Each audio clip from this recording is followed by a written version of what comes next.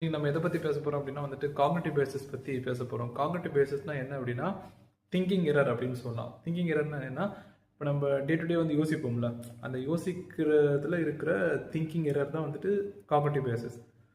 So இதனால் என்ன நடக்கும் அப்படின்னா, நம்ம யோசிக்கிறதுலே தவறு இருக்கிறதுனால நம்ம எடுக்கிற முடிவுகளுமே வந்துட்டு தவறாக போகிறதுக்கு நிறைய வாய்ப்பு இருக்குது. ஸோ இதுதான் வந்து காக்னிட்டிவ் பேசிஸ். ஸோ இந்த காக்னிட்டிவ் பேசிஸ் வந்து பார்த்தீங்கன்னா கிட்டத்தட்ட 200க்கும் மேலே நிறைய காக்னிட்டிவ் பேசிஸ் இருக்கிறதா ரிசர்ச் பண்ணி சொல்லியிருக்காங்க. ஸோ அதில் முக்கியமானது பார்த்தீங்கன்னா confirmation biases, recency biases, positivity biases, negativity biases, இதெல்லாம் வந்துட்டு ரொம்ப முக்கியமானது. ஸோ இதில் கன்ஃபர்மேஷன் பயாஸ்னால் என்ன அப்படின்னா, இப்போ நம்ம ஒரு விஷயத்த வந்துட்டு நம்புகிறோம் வச்சுக்கோங்களேன், அந்த விஷயம் உண்மை தான் அப்படின்னு நிரூபிக்கிறதுக்கான ஆதாரங்களே வந்து நம்ம தேட ஆரம்பிச்சிடும். அதில் வந்து அது தப்பாக இருந்தாலும் சரி, அது அது வந்து தவறு அப்படின்றதுக்கான ஆதாரம் இருந்தால் கூட அது உண்மைதான் அப்படின்றதுக்கான ஆதாரத்தை நம்ம தேடுவோம். ஒரு இதுக்கு பெஸ்ட் எக்ஸாம்பிள் என்ன அப்படின்னா, ஒரு சிலர் வந்து கடவுள் இருக்குன்னுவாங்க, ஒரு சிலர் கடவுள் இல்லைன்னு சொல்லுவாங்க. ஸோ கடவுள் இருக்குன்றவங்க பார்த்தீங்கன்னா கடவுள் இருக்காரு அப்படின்றதுக்கான ஆதாரங்களே வந்து தேடுவாங்க.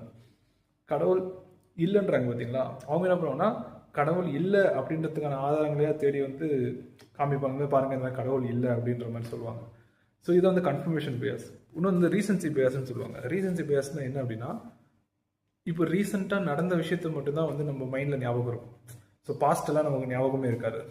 இதுக்கு பெஸ்ட் எக்ஸாம்பிள் என்ன அப்படின்னா, இப்போ ஃபார் எக்ஸாம்பிள் எலெக்ஷன் வந்துடுச்சு அப்படின்னா, அதுக்கு எலெக்ஷனுக்கு கொஞ்ச நாளைக்கு முன்னாடி வந்துட்டு ஒரு பொலிட்டிஷியன் வந்து நமக்கு ஒரு 2000 ரூபாய் காசு கொடுத்துட்டாங்க அப்படின்றதுக்கோசரம் அவருக்கு நம்ம ஓட்டு போட்டுருவோம். அவர் வந்து நல்லவரா கெட்டவரா அப்படின்றத நம்ம பார்க்கவே மாட்டோம். அதுதான் வந்து ரீசன்சி பயாஸ். ஸோ இந்த மாதிரி எக்கச்சக்கமான பயாசஸ் வந்து இருக்குது.